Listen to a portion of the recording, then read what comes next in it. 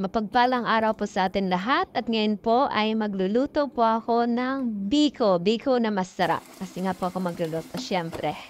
So, para makagawa po ako ng biko, magsasaing po muna ako dito ng malagkit na bigas. So, habang nagsasaing po ako ng malagkit na bigas, magpapakulo na po ako ng gata. 3 latang gata po. Yan. So, hintayin lang kumulo. Pag kumulo na po, tsaka ilagay yung asukal. So, ayan na, 1 kilo po yung asukal dyan, hindi tinipid. Gusto lang talaga na magkaroon ng diabetes, kaya ganihan. So, ayan, bilis, di ba? Bilis kumulo. Kasing bilis ng pagkawala ng pagmamahal niya sa'yo. Oh, nako, sakit. Saklap. No, saklap talaga yan. Oh, ayan, kumukulo pa rin. Oh, ala. Sige lang, kumulo ka lang dyan, ang kumulo pa dyan. At sa habang kumukulo, magkukuha po ako dito ng konti lang para pan-toppings mamaya. Para ilagay po sa oven. So, ayan na po. Naluto ko na rin po yung malagkit na bigas. Saka ko ihahalo dito sa kumukulong gata at asukal.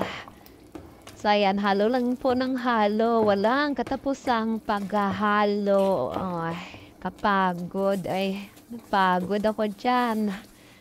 Papagod na nga po talaga ako. Ay nako po, kapagod. Sige lang.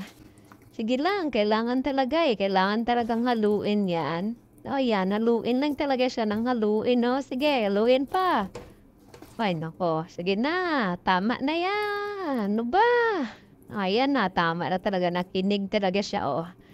Yan ay, lidipat na talaga yan sa Pyrex. Oh, ayan. Nako.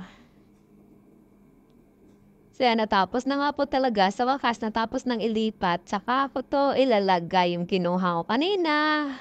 Ayan. Diba? Pang-diabetes talaga itong pagkain na to. Char lang. I-oven ko yan.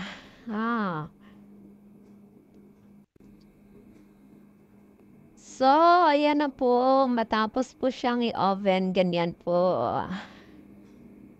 O, diba? Mukhang masarap for asukal. Sobrang tamis. So, ayan. Ayan. Wow. O, diba? Sobrang tamis nito ba? Good luck na lang talaga sa kakain nito. Siyempre, kakain din ako. Good luck sa amin. Ay, naku pa.